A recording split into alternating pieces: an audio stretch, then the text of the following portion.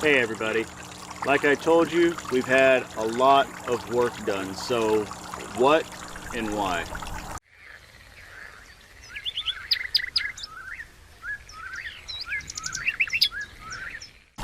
We've had this property since 2009, so it's been over 8 years, and the entire time we've had it, we've always wanted to have some kind of pasture for animals. We've always wanted to have some horses, possibly a large animal like a cow. Not that a horse isn't large, but a large milk producing animal, because we've had goats before. And we needed a place to put a larger barn than just the shed that we've got, something that could actually house animals. And so in doing that, we had some people that came by that were working on a neighbor and friend's property about a mile down the road, came over and said that they not only would they cut our woods, but that they would leave what we wanted left and that there would be some money left over. So we went ahead and allowed them to cut. Our whole property is a little bit under 7 acres. By the deed, it's 6.69 acres. Probably about 3 to 4, maybe 5, I have no earthly idea, acres of that actually got cut. We specifically had them leave oaks.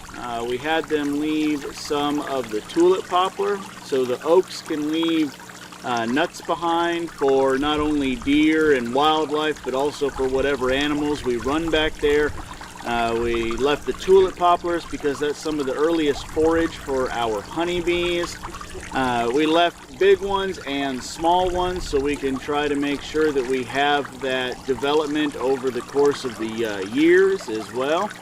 But that said, not everything got done the way we were really hoping it would. Of course, the logging company came in and just took the biggest, baddest things that they could, so there's a lot of damage still to the property, and it's going to be a healing process, something that we're going to work on over time. So not the whole thing is pasture, but we wanted to have some kind of a field to be able to put animals on, because the little strips that we had going through the woods, like you've seen in a previous video, it just wasn't enough to actually sustain animals. We needed something more than that. So as a part of this process, we didn't just come in here with a bulldozer and have them plow this whole thing down. We brought in a wood mulcher.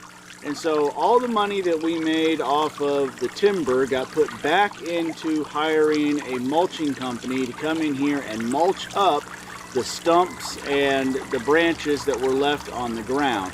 And all that mulch stays, and so all that organic material is going to be incorporated back into the soil and help fertilize the pasture, help stabilize the ground. As you can see, this is a fairly sloping area. We wanted to make sure we didn't just have these big runoff washes.